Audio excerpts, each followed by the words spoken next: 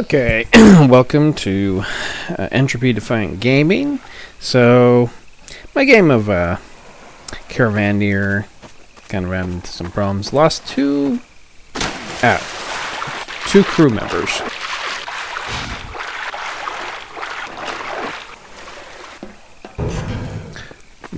Lost two crew members on Caravaneer, so yeah, I'll leave that for another day.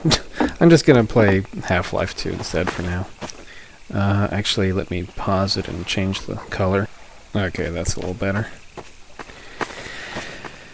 Have the what do they call it? Red light for night time. So back in Half-Life 2, this is the last we get to see of the airboat and its wonderful gun. But we are going to get to see Alex and Eli. So here we go.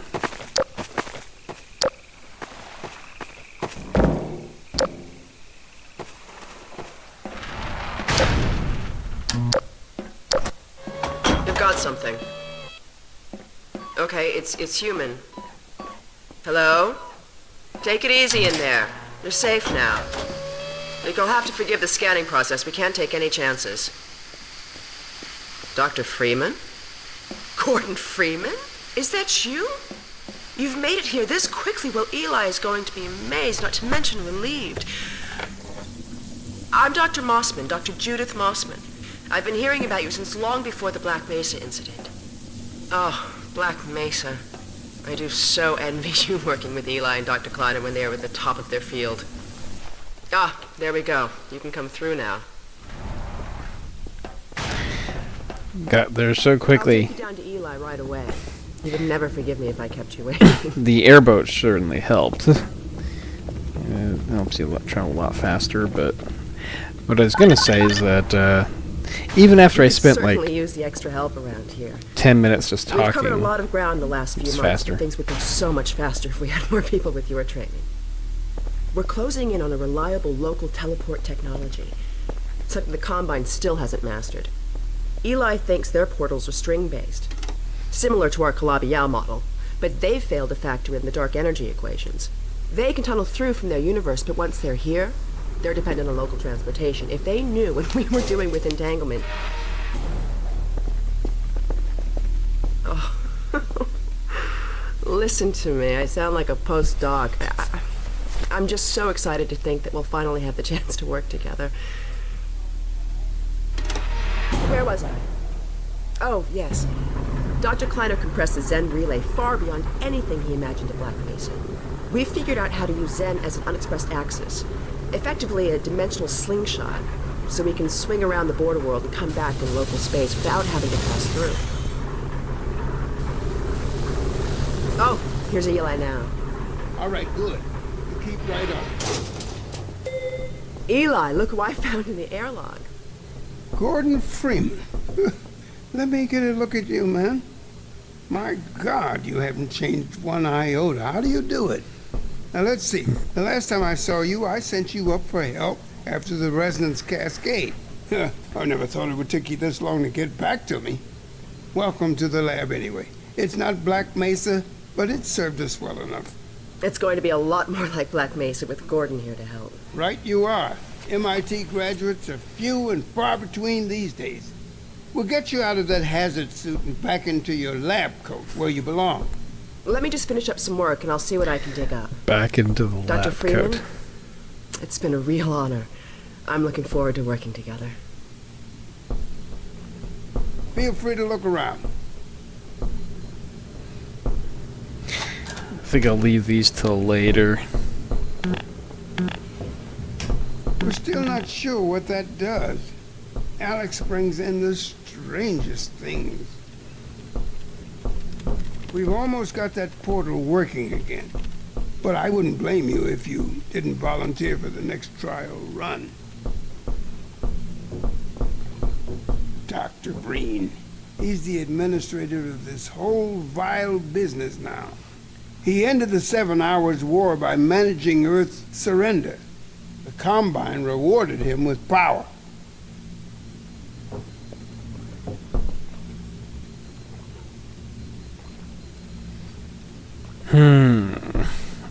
Yep, Breen gun charge. What are all these books?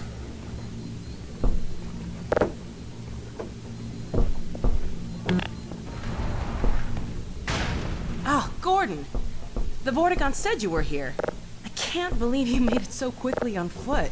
I believe he broke your record, honey. Well, he earned it. I guess you proved you can handle yourself out there. There's nothing Gordon can't handle, with the possible exception of you. Dad, please.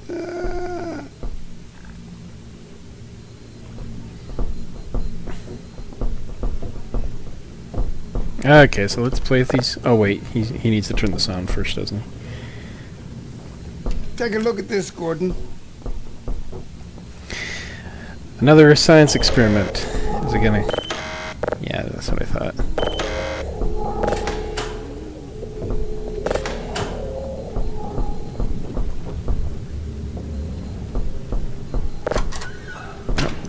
There's Mossman. Oh, Dr. Freeman, you should stay with Eli. Go on. I'll rejoin you shortly.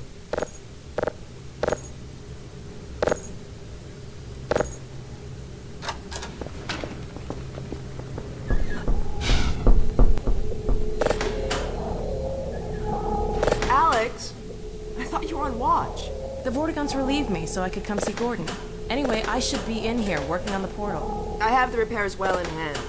Someone misjudged the capacity of the Combine thyristor. Are you blaming me? No, not at all. It was a calculation error, not a mechanical problem. Then maybe you should let me do the calculations next time, as well as installing it. Alex, really? Sometimes I think you deliberately misunderstand me. Alex, why don't you take Gordon along and give him some practice with the gravity gun? Sure. Come on, Gordon. Let's go have some fun. The zero-point energy field manipulator is not a toy, Alex. Ugh, let's get out of here. Don't worry, I'll be the lawn soon. So here's one of the devices that you can play with, and I think I've touched everything else that I needed to. Eli's lab. We built Eli's lab after Dr. Kleiner's, which gave us a better understanding of how to set up and design effective choreo scenes. As a result, we were able to create a more complex scenario with more opportunities for it to respond to the player. Having multiple characters doing their own thing around the room made staging tricky, and it took a lot of iteration and playtesting to get it to run smoothly. Our experience showed that, generally, players wanted to play along with the scene. They just needed enough subtle clues to know where we wanted them. Similarly, if they got distracted, the scene had to gently pause and wait for them to return. The Eli Vance is indispensable to the liberation. The Eli Vance was our first collaborator. The Eli Vance almost perceives the all-in-one. The Eli Vance has earned our trust. We are pleased that the Eli Vance thinks so highly of the Freeman. I guess you should go with Alex. The Eli Vance is indispensable to the liberation. Is he gonna loop now? The Eli Vance almost perceives the all-in-one. Or they're random? The Eli Vance has earned our trust. Yeah. The Eli Vance was our first collaborator. Mossman? Go ahead. We'll talk later. How about now? I know how this game works. Barracks, and that is... Alright.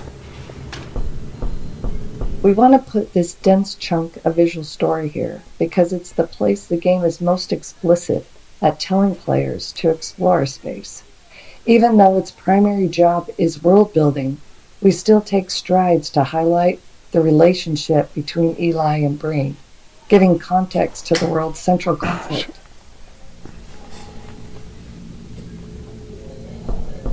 Hugs and pickups.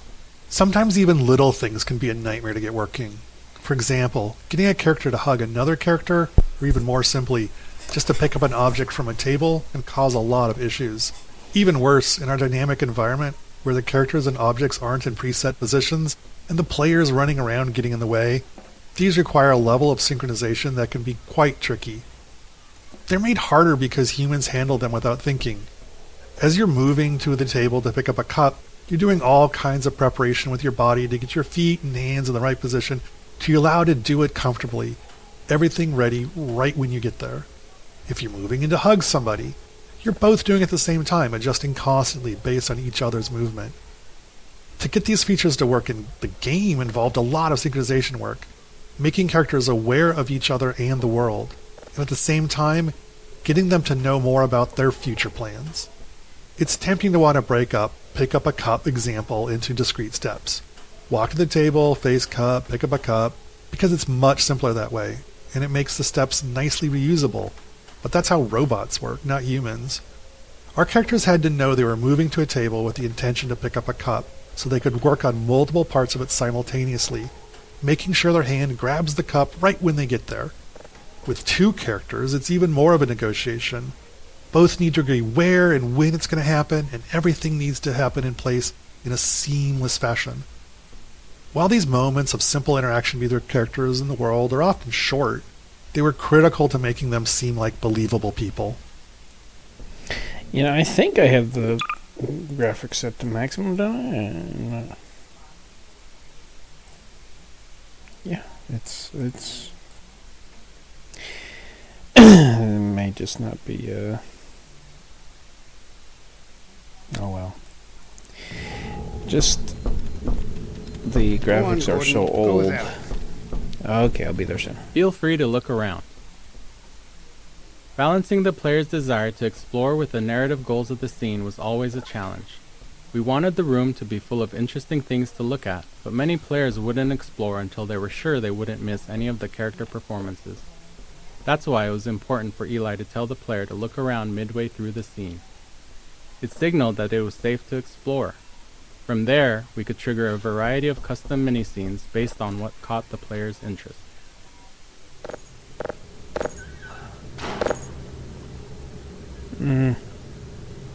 I guess you should go with Alex. I think that's the same corridor, but they're too small to see if it is. Maybe. Let's see, is there anything else I can... We'll talk later. No. Oh, wait, the barrel. Yes. That would be unmistakable.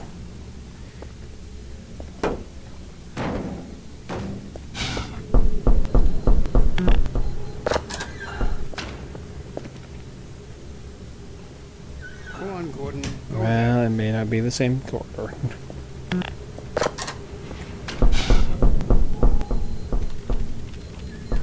I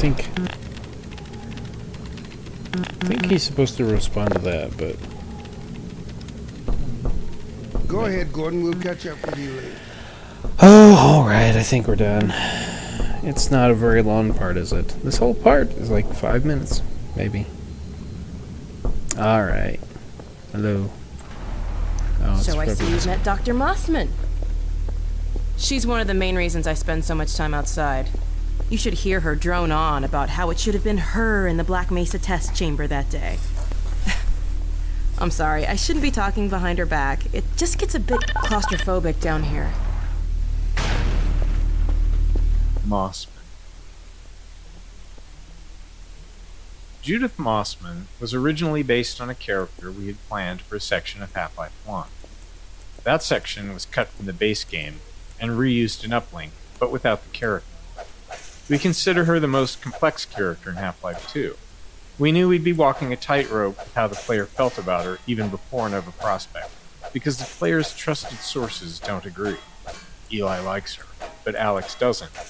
We recognized there was a limit to how much complexity we could pull off in relationships, but we felt that a stepmother-daughter dynamic was something players would understand.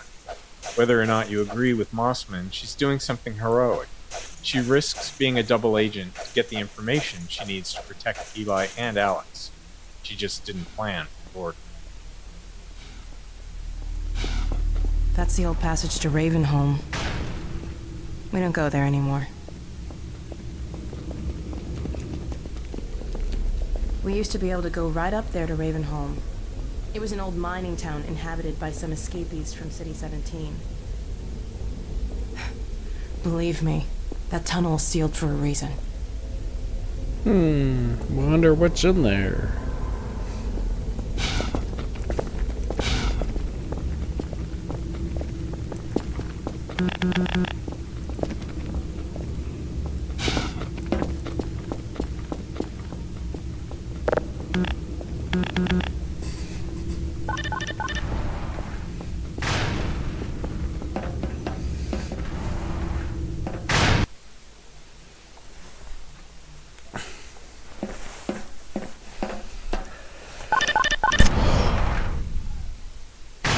Whoa. So, here we are. The scrapyard.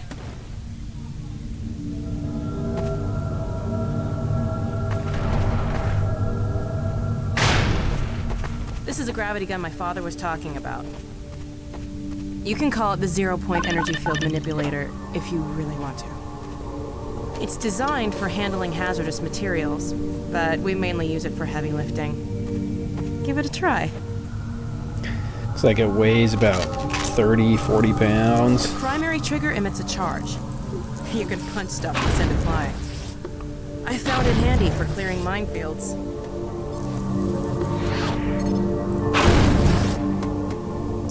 Paint the area. The secondary trigger lets you grab things. You can throw them with the primary. Once you've picked something up, you can drop it gently by pressing your secondary trigger again. Pick up some stuff and toss it. Similar to picking up stuff with your use key. You can toss it, but not as hard as a gravity gun. You can also pull stuff over from a distance. Try grabbing those barrels from that ledge up there. All right.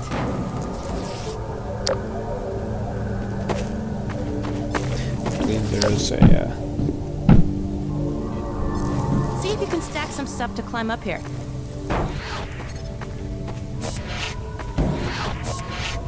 No, don't do it. Yeah, that's all I can do, isn't it? Try stacking Come on. some things. Grab Yes, something yes. with your secondary trigger, then press the same trigger again to drop it gently. There All you right.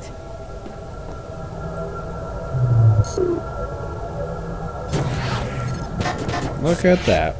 That is an HEV suit charger from Half-Life 1. Guess they've upgraded them since then.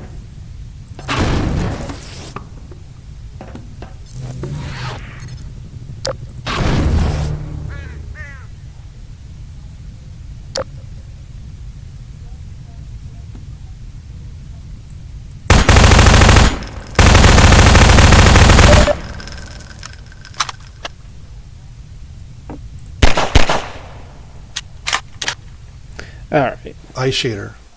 Another critical part of getting character faces to be convincing was in the eyes. Humans are great at reading eyes. There's a part of your brain dedicated to it, down to knowing where somebody is looking based on the reflections on the eyeballs.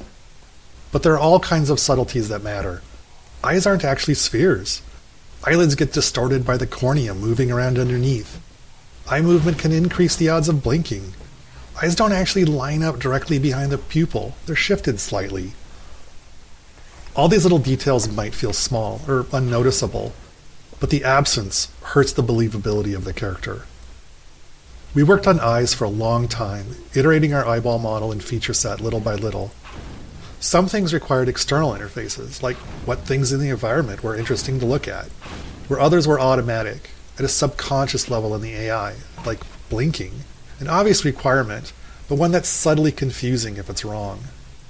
Eye reflections had a particularly large impact. They're ultimately a tiny amount of real estate on the screen, but the difference they made was enormous. We knew we were finally done when we reached the point where, with our eye shader off, a character looked like a doll, human-like, but unconvincing in some way that was hard to describe. But when we turned it on, suddenly it felt like a human was looking at us. Character lighting. In the first year of development, we were struggling to get our characters to feel as realistic as we wanted them to. There were actually quite a number of different problems, all of which eventually required specific technological and artistic improvements to fix. The first major problem was lighting. At the time, lighting technology in games had many shortcuts, some due to performance, but many due to misunderstandings of how it all works. To make characters look good at the time, models and textures had to be created with much of their lighting solution baked into them, like shadows and glossiness.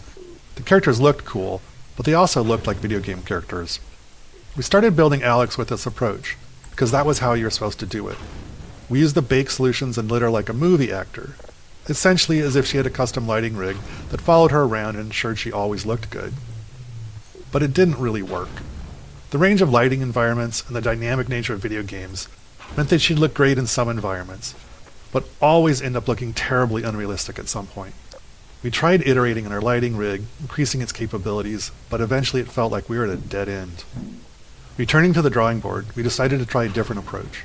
We built her and the lighting and the textures from the ground up, throwing everything away, focusing on not on what we wanted her to look like in our ideal lighting, but on how things were supposed to work in the real world.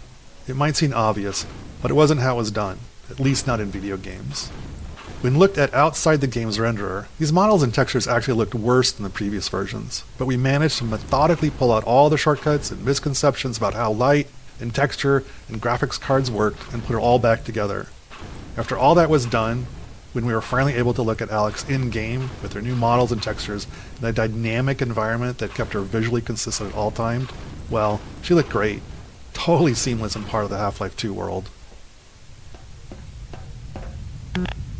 Moving the gravity gun.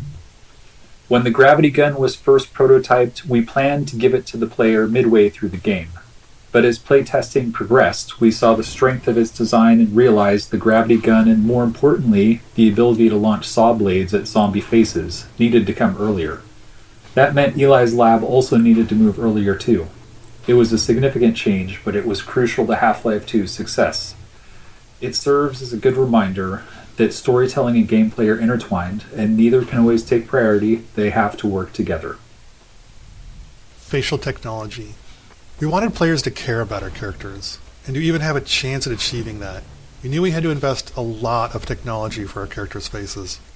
It's well understood that humans are wired to pay attention to faces, subconsciously reading all kinds of information from them, so it's an extremely high bar, and if we couldn't reach it, we'd probably push players away from our characters, not towards them as we hoped. We started out doing a lot of research. It was not heartening. The best examples we could find weren't anywhere near close to being able to be run in real time, while the best real-time ones weren't close to the quality we wanted. We wanted to look as good as an animated movie, but they often took hours to render frames and were totally linear, authored by up to 100 animators, whereas ours had to be dynamic. A character might be trying to speak dialogue or a facial move derived from a player's actions and created by just a handful of artists. These requirements eventually led us to Dr. Paul Ekman's facial acting coding system, a system for taxonomizing human facial movements done back in the 1970s. It gave us a vocabulary for describing facial movements throughout our tools and code, and a target to aim for when designing our characters' faces. With it as a framework, we started a many-year process of iterating on how we built faces and heads of our characters. Where others had tried taking bits of Ekman's work, we wanted to try to use it all. That meant a lot of time spent figuring out how to do each piece within the tight performance constraints we had. But we also spent a lot of time just looking at people and faces, trying to find the extra features that would add the most value, like skin elasticity, teeth shadowing. In the end, while we weren't able to do everything we wanted, we did manage to get the pieces we thought were the most important to a convincing facial performance level on our characters.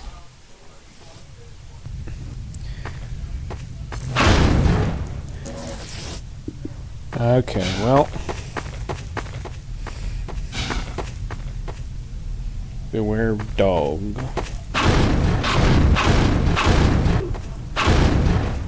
Still need to turn down a little.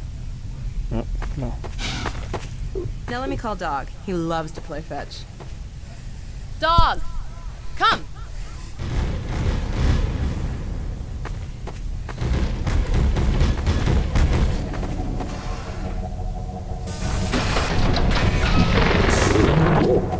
Good doggy.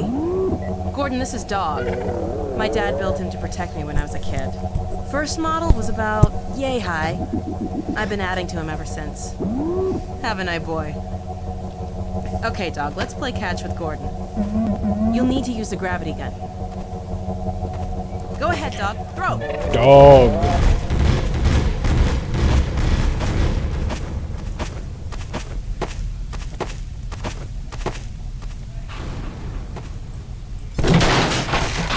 Oops. Throw another, dog.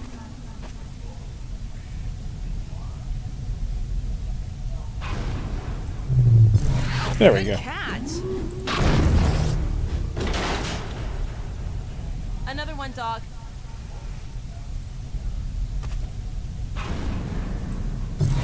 Awesome. Go ahead, dog. Throw.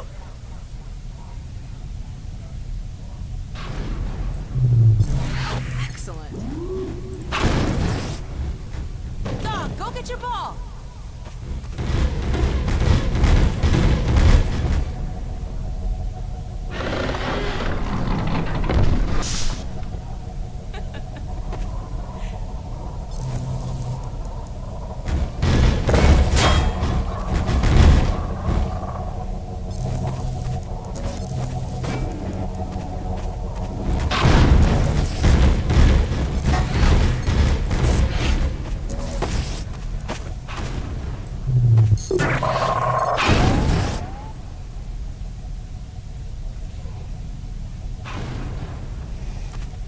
Well, I better use this before. Risk.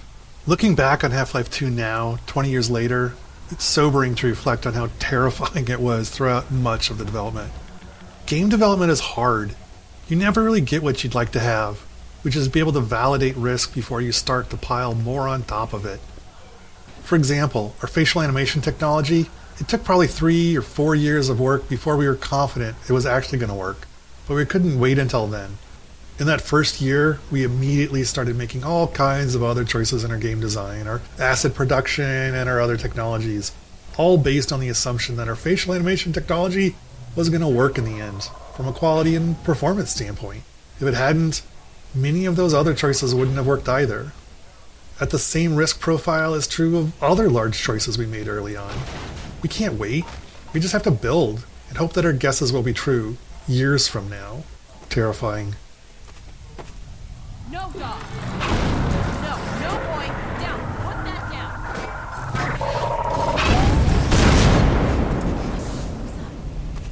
Scanners. Bloodline sweeping the area. Gotta head back to the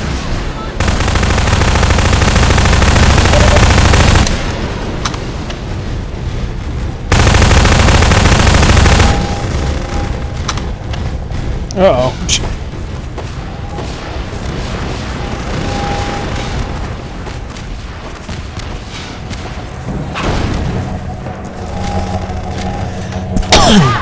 Alex, do you read? Alex! What's going on in there? Where are you, Alex? We're in the scrapyard airlock, stuck in a full auto cycle. Is Gordon still with you? He's right here. Good. I want you two to Dad? take Gordon out of here. Head for the coast. Do not go through Raven. Dad? Dad! Damn it! Dog, open the airlock. Get us out of here. Hurry, now! Tear it apart if you have to. Just get it open. That's enough, dog. Come on, Gordon. Come on!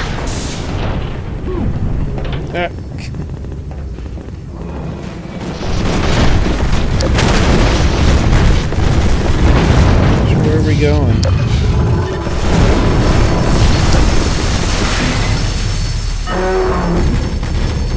Gordon, you need to get out of here. I can't leave my father. Dog, take Gordon to the Ravenholm tunnel, then circle around and try to meet up with me. Hurry! Combine. Ravenholm tunnel. Sheesh.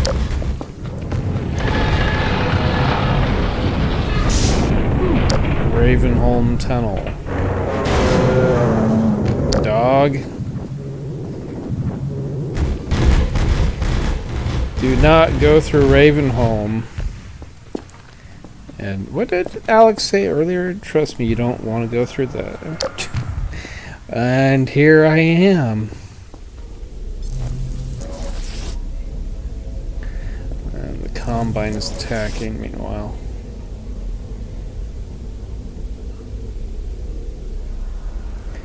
Graffiti here.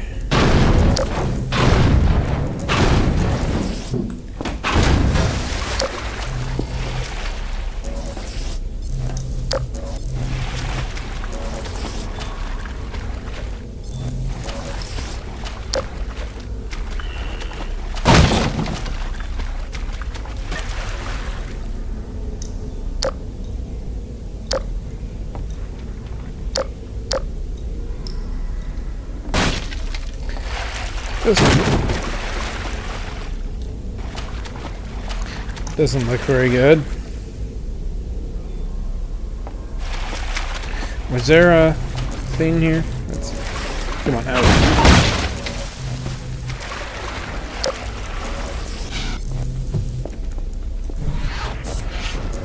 I don't see any. There's no commentary notes here.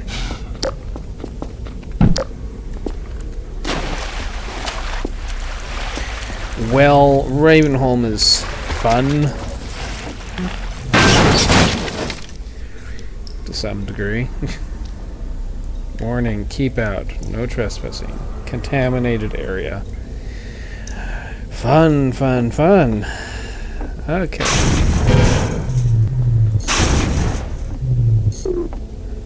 No, come on, open.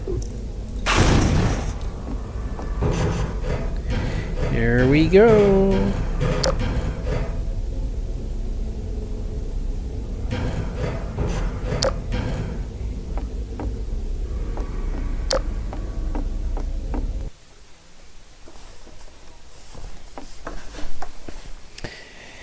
Don't go to Ravenholm.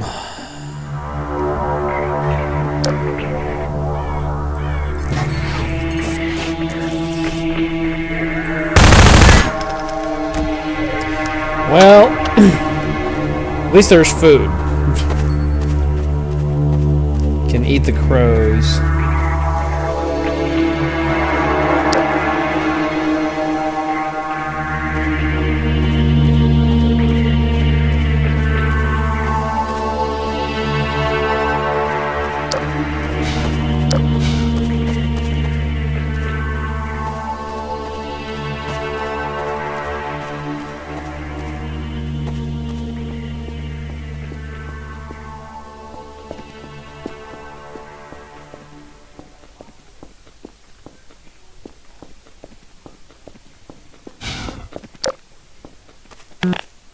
As we finished up our work on Ravenholm, we couldn't shake the feeling that the transition from Eli's lab just wasn't working. It was far too abrupt. Eli's lab connected directly to the streets of the town where you'll be shortly, and the section you're standing in didn't exist. We had just made this promise at the end of Eli's lab: we don't go there anymore, and we liked the overall build-up we'd created. But when the player got to Ravenholm, they were immediately dropped into combat with zombies without any room for tension building. So we built this section and the subsequent tight corridors to address that in a way we were happy with. We slowed the pacing, focused on art and lighting, and got you ready to experience why we don't go to Ravenholm anymore.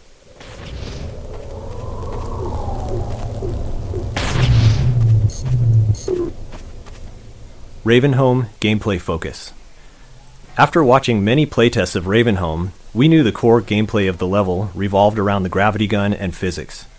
Once equipped with that knowledge, we felt we could appropriately build the transition into Ravenholm and help the player learn and understand a bit about what the upcoming experience would be. This happens often. We build the level track, figure out what's working, and then design its prologue. We built the following set of rooms with that table setting in mind.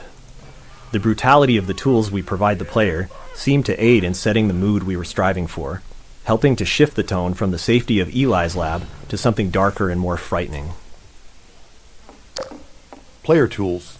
By this point in the game, players have a lot of experience with Half-Life 2's physics, but they've just received the gravity gun, which provides a whole new way to interact with the physics objects in the game.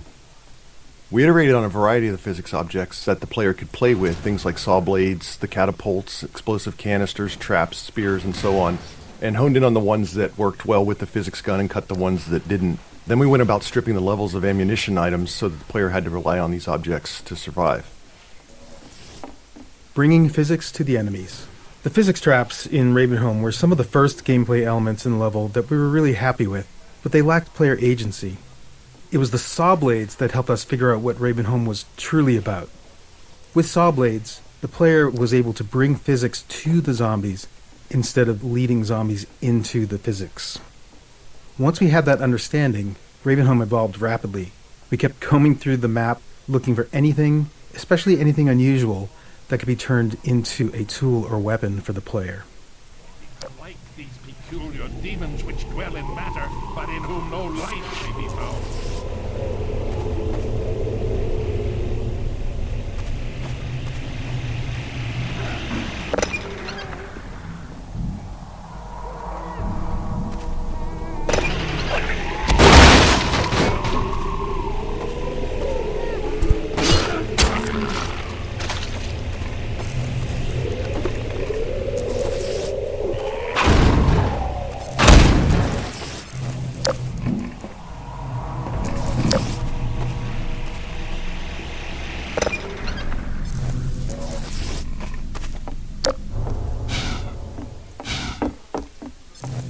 Is there anything else?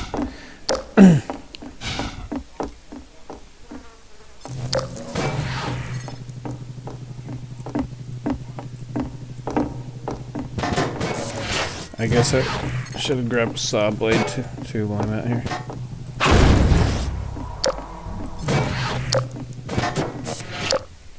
Where'd he go?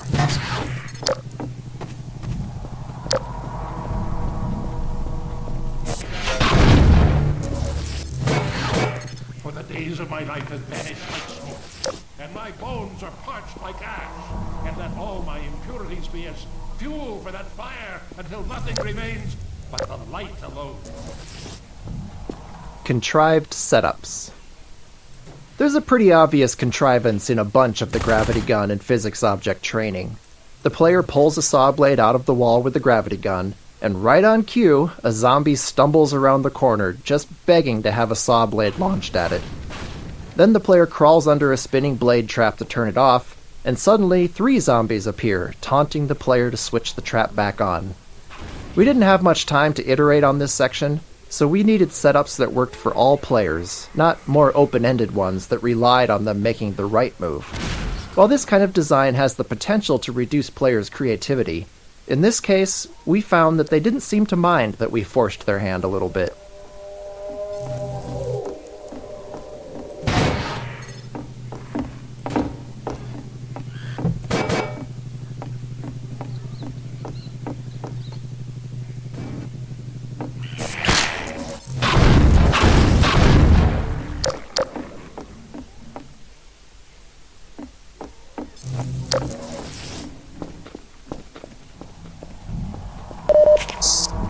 Where did my saw blade go? Oh well.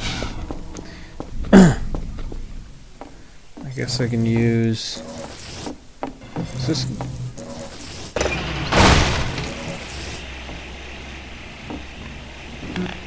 Paint cans. Once we started to succeed at making the gravity gun and physics gameplay the core of the Ravenholm experience, we started to go through the levels and look for objects that we might have overlooked as we were busy working with the really aggressive things like saw blades and exploding canisters. One of the things we found was the paint can, and it was simple enough for us to sort of reinforce player expectations by having the paint can splatter paint on the zombies when you threw one at them.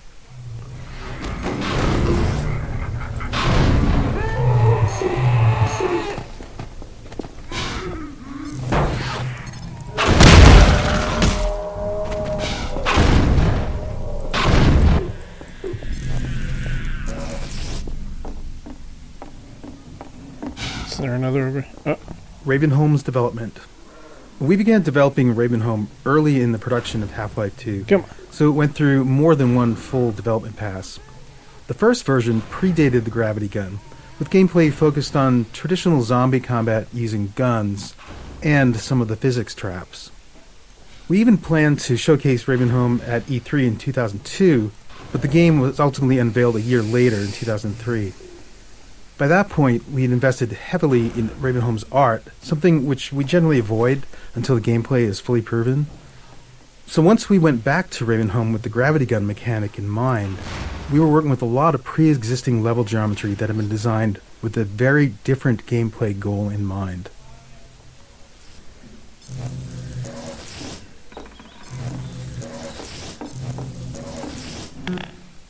Misteaching flinches.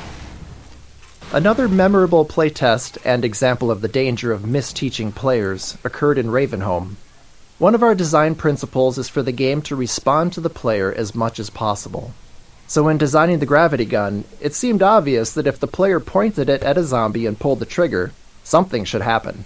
It was simple enough to make it zap the zombie for a tiny amount of damage, causing the zombie to play its flinch animation, which felt good and responsive. Later, we watched a playtest where the tester discovered this interaction immediately upon arriving in Ravenholm, and interpreted it as a feedback that the gravity gun was hurting the zombie. Which it was, just not very much. So they zapped the zombie again, repeatedly, shocking it over and over until it died.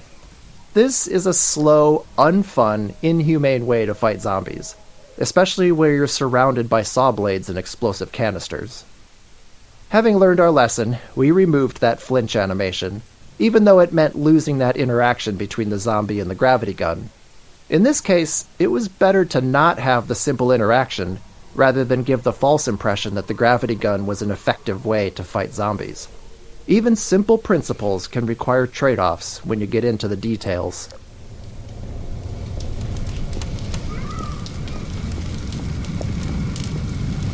Oh, did we miss his scene? I think we missed the scene with Dr. or Father Grigori.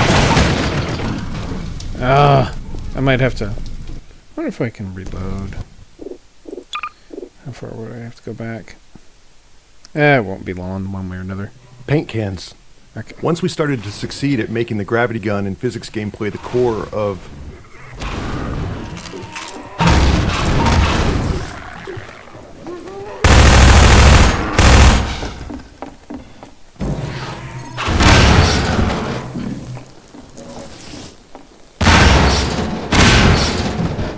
Misteaching flinches.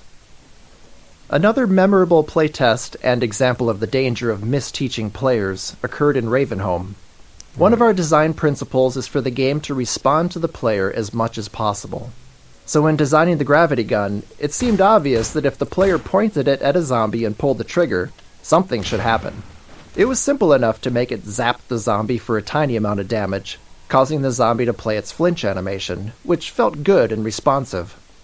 Later, we watched a playtest where the tester discovered this interaction immediately upon arriving in Ravenholm, and interpreted it as a feedback that the gravity gun was hurting Ravenholm's development.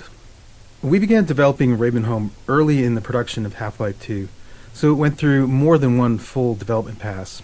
Okay, so we've already heard those. Let's just go forward. There we go.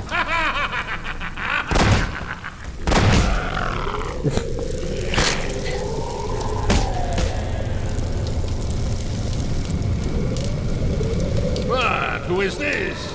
Another life to save?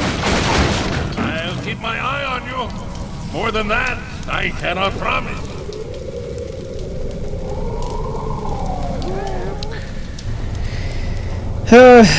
Father Grigori.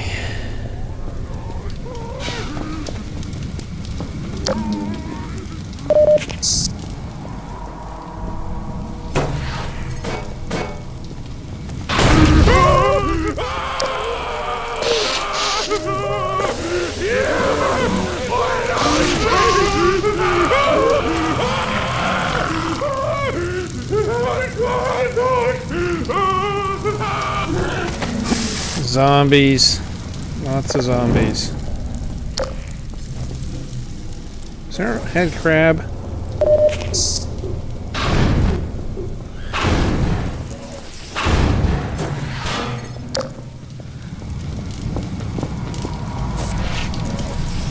Fire trap. This fire trap was originally intended as a visual showpiece for the fire system before a level designer repurposed it as a gameplay element for Ravenholm. It was almost cut many times during development due to the performance impact on the low-end PCs because of all the overdraw involved with the transparent sprites. In the end, there was a programmer who felt that it was important enough to the gameplay that it was worth doing the work to solve the performance issues and make sure we could get it into the game.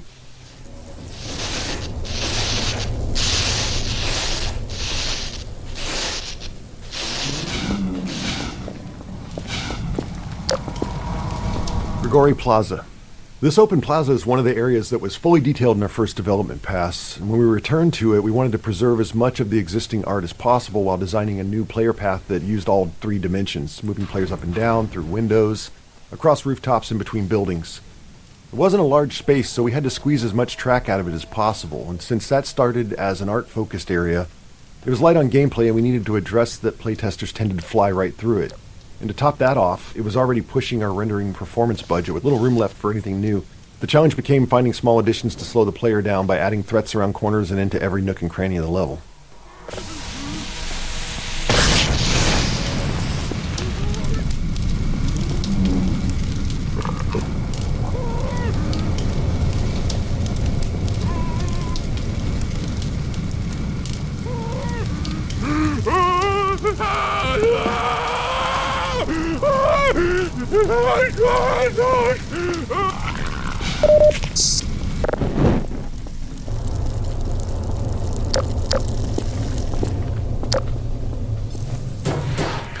Zombies. I think they're up here, aren't they? No, not yet.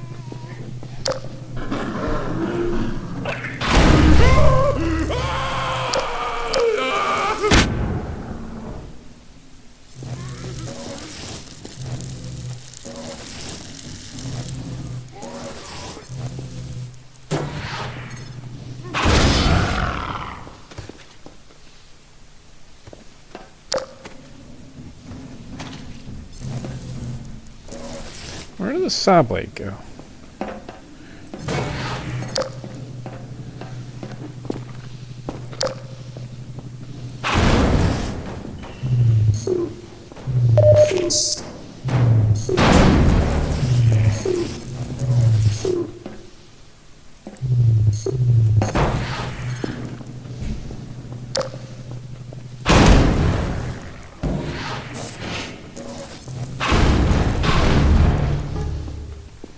Hallway cupboards.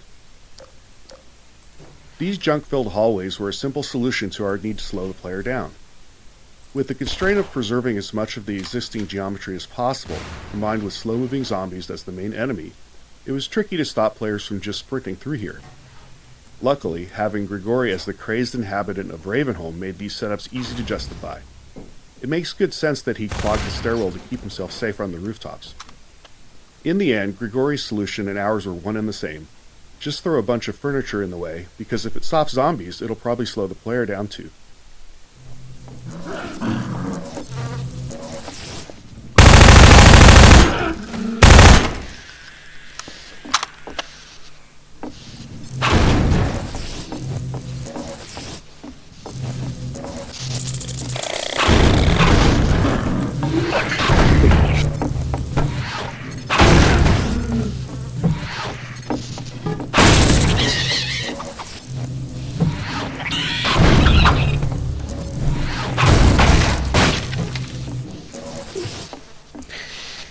Poison head crabs.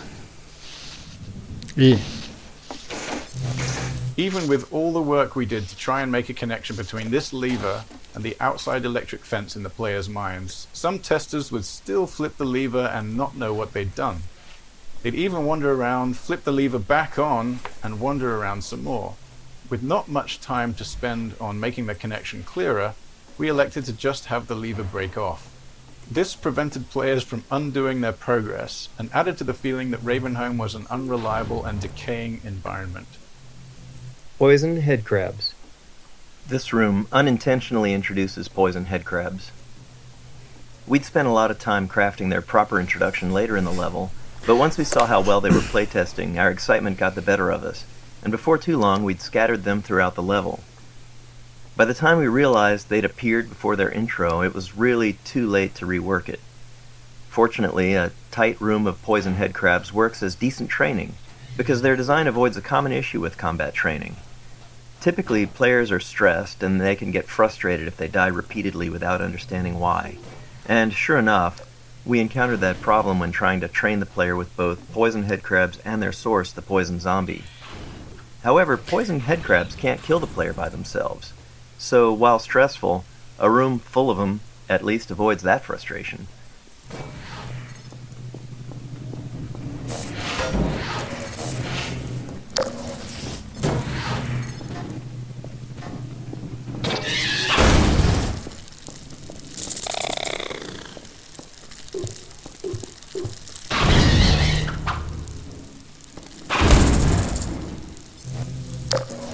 Did I miss any of these? Let me look again. No. Yeah. I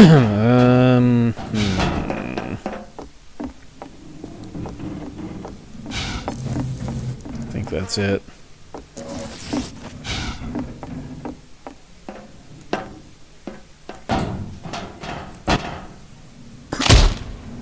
And I got hurt. Wasn't there a... Yeah, I'll find another health kit.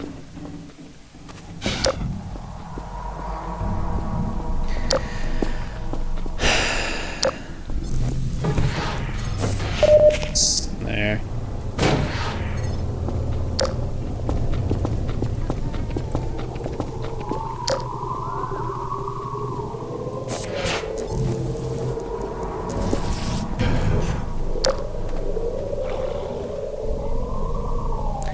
Not good. Well.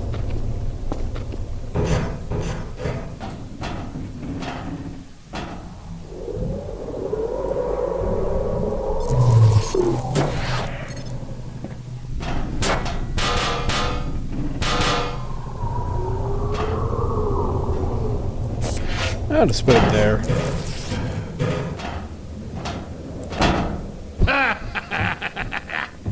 Well done, brother. Make free use of my traps, but take care not to fall in them yourself. Behind you! In Ravenholm, you do well to be vigilant.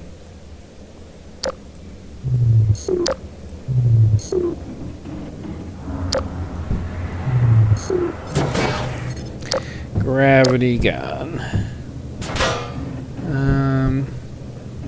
Where am I going now?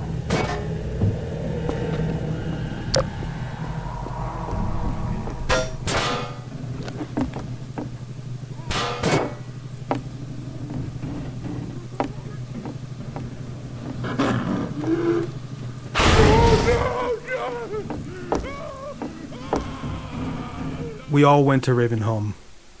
When fans talk to us about Half-Life 2, Ravenholm is often the most remembered section. Thanks to its multiple development passes and the density of the material in it, more members of the team are represented in Ravenholm than anywhere else.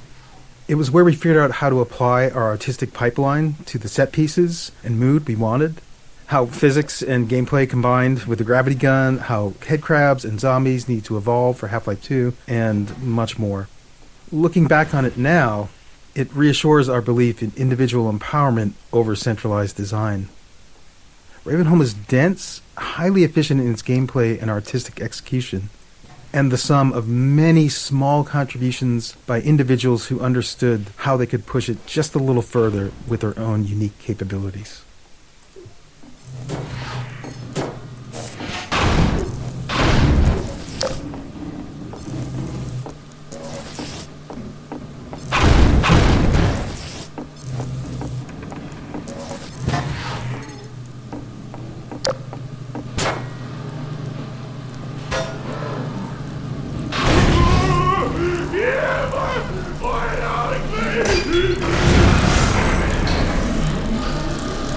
Car crushers.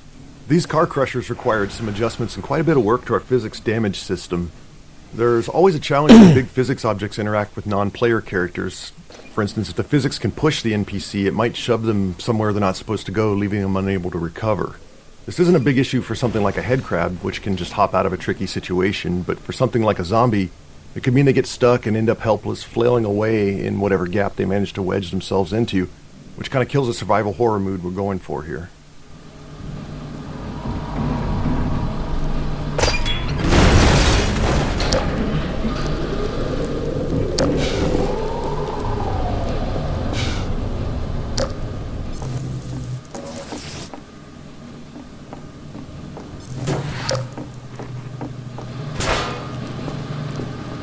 Car Crusher lifts. Getting the car crushers to lift the player was also tricky. See, the player is always being simulated by both the physics system and the game's movement system. Each time we update the player's state, we compare the results from both systems and decide which one is right, then sync them up and repeat. This allows the two systems to influence each other. Like when the player stands on a seesaw, the physics lets the board give way, or when they stand on the car crusher, it lifts them up.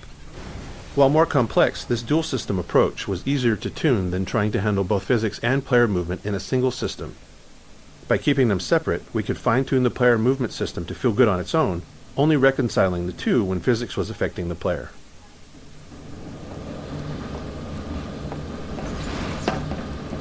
Better and better. I am Father Grigori. You have already met my congregation.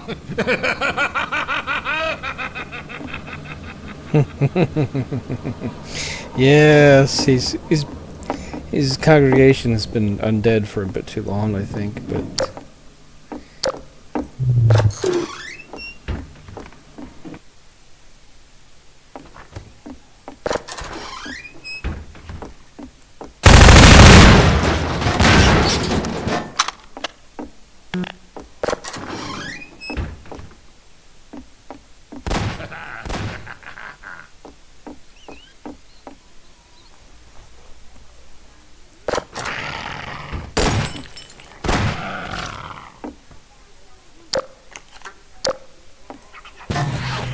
It is you, brother. I apologize.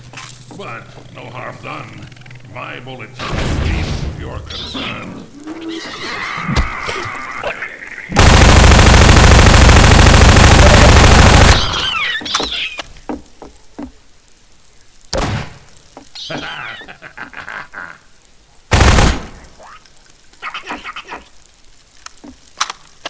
the thing is still alive.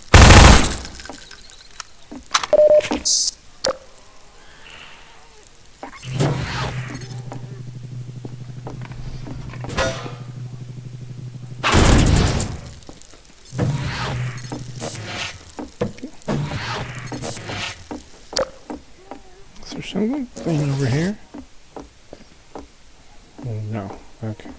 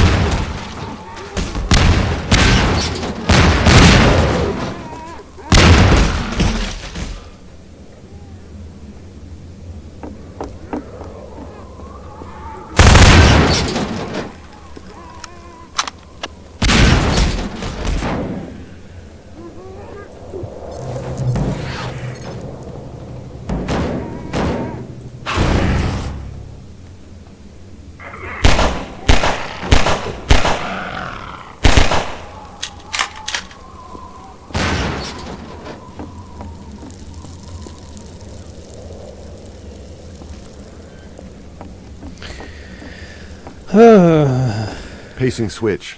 Now that the player's through the training section, we can start shifting the pacing from moody, claustrophobic spaces to more combat-focused action arenas. With the player familiar with the various physics tools in the environment, we can start mixing those into open spaces and just give the player the freedom to choose their approach.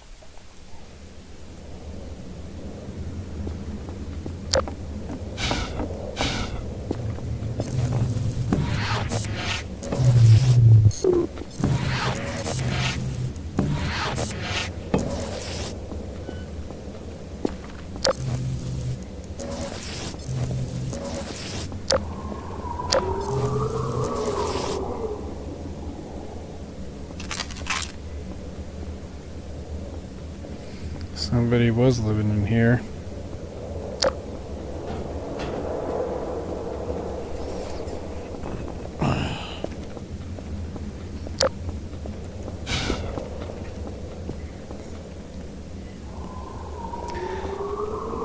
Quite a few health kits around. I think I'll just grab them all. May need them at some point. I haven't seen any...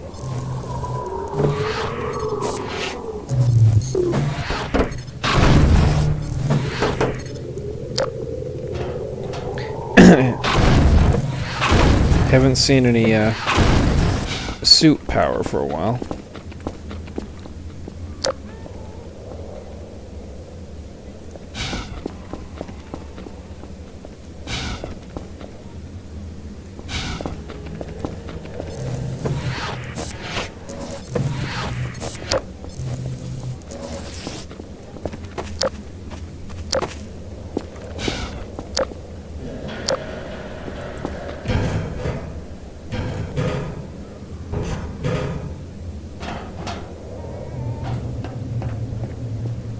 Although they call me crazy, I care not, for thou art my helper, my strength, and...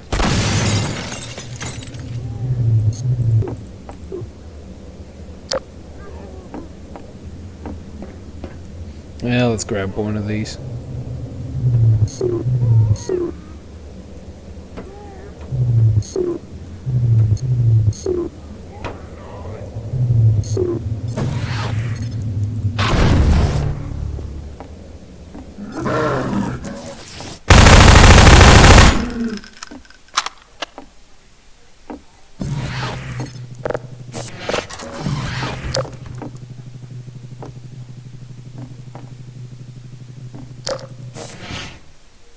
Tables and bodies.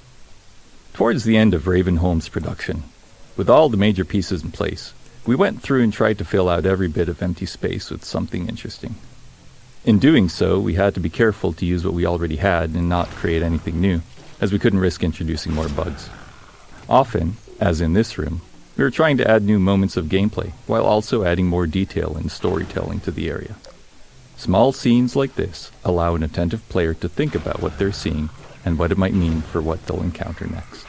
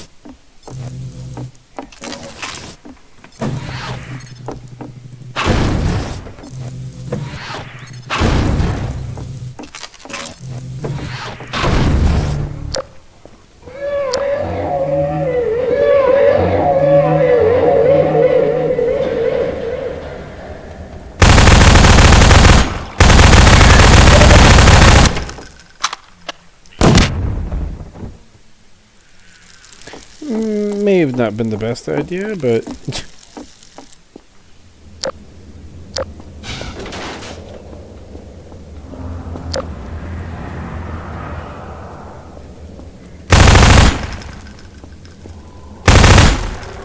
Fast Zombie Introduction. This space was another area originally built for E3 2003, where it showcased the player fighting against a squad of Combine soldiers. When we returned to use it to introduce the Fast Zombie, we tried to keep as much of the previous work as possible. We wanted an iconic moonlit shot, with zombies leaping past the moon like werewolves to draw the player's eye. Once that beat is over, we introduce the first Fast Zombie to the player space and send it at them. It took a lot of iteration to find the right balance of lighting for the scene to look good, while ensuring it also worked for the gameplay goals.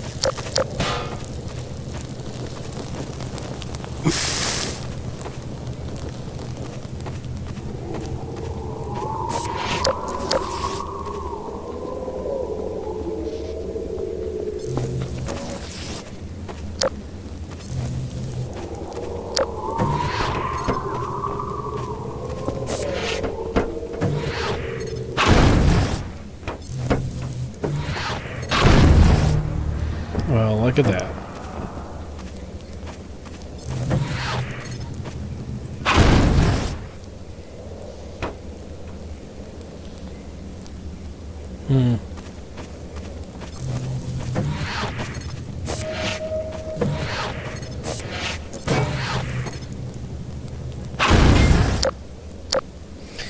Well, I guess I need to figure out how to get up. Or what is the next spot? Over here. Okay. Physics object consistency. All physics objects have a variety of parameters that define their behavior. Their mass, the amount of damage they take before breaking, what they break into, and so on. During development, these parameters were specified by level designers for each item, which is how most things in the game worked. But later in development, we realized we'd created a problem for ourselves. There were thousands of physics objects in the game, and no method to ensure consistency across them. As a result, a cardboard box might break apart with a single pistol shot in one level, and be completely invulnerable in another. Internally, we generally referred to these inconsistencies as level designer crimes. To fix these, and to deliver some justice, we built a system that enforced consistency on all physics objects based on their visual model. Since most of the game had already been built, we were forced to allow level designers to explicitly opt out of this system for rare edge cases where they needed to do something criminal to preserve what they designed. Internally, we refer to these designers as recidivists, some of whom perpetuate their life of crime at Valve to this day.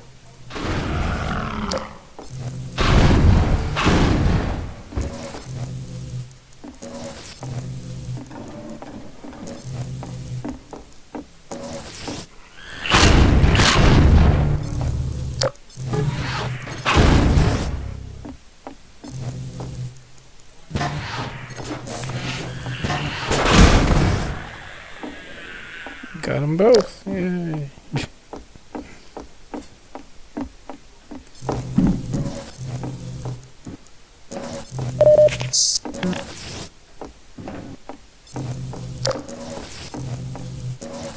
Yeah, maybe I'll try this.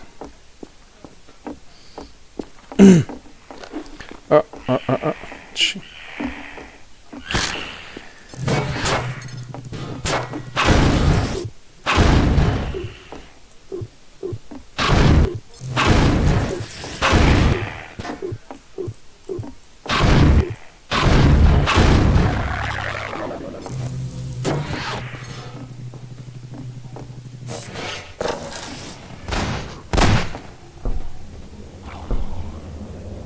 Here, brother! Come closer. You've stirred up hell. A man after my own heart. Here, I have a more suitable gun for you. You'll need it. Catch! Good. Now, keep it close. My advice to you is, aim for the head. Hush. They come. There is no rest in Ravenholm. Move on and I will meet you at the church.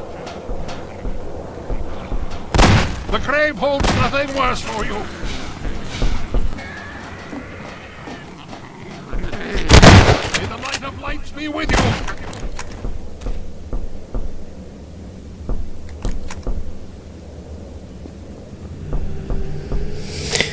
Ay, ay.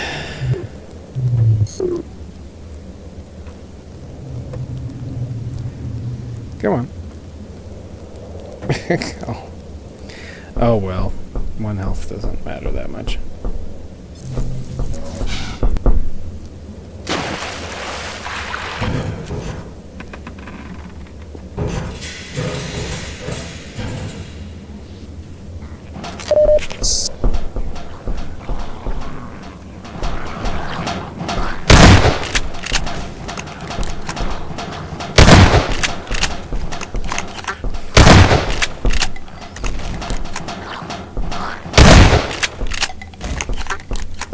I wonder if just one would do it. I've been using the alternate fire for the shotgun.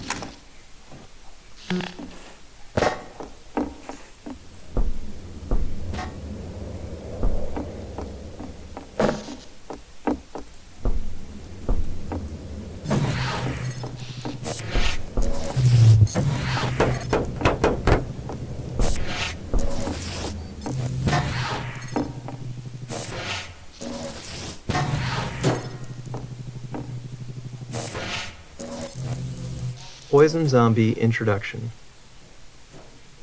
Constraining the player in a tight space while providing them with a view outward is a useful way to increase the chances that they'll notice something we want them to see. Here, we draw the player's attention with the sound of a whale before the poison zombie itself becomes visible. Originally, this encounter was also the first time players faced poison headcrabs, but as mentioned in an earlier node, we got far too enthusiastic in proliferating poison headcrabs around the level and ended up spoiling their joint introduction here. In the end, however, these first encounters worked better as separate instances anyway.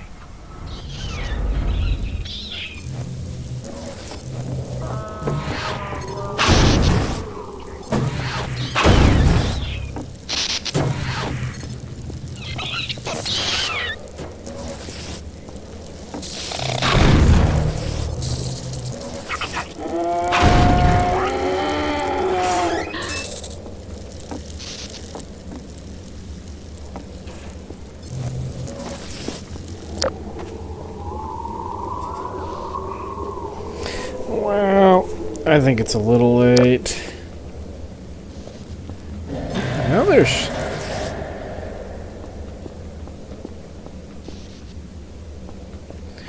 quite a bit more to Ravenholm, but oh, right here. Okay, I think this is a pretty good place to quit for the night. Anyway, I hope you enjoyed the first half or so of Ravenholm and Black Mesa East. I don't think we're going back to Black Mesa East, unfortunately, but anyway, thank you for watching. Please like, subscribe, and write any comments that you feel about this video. I hope you enjoyed it. Have a good night.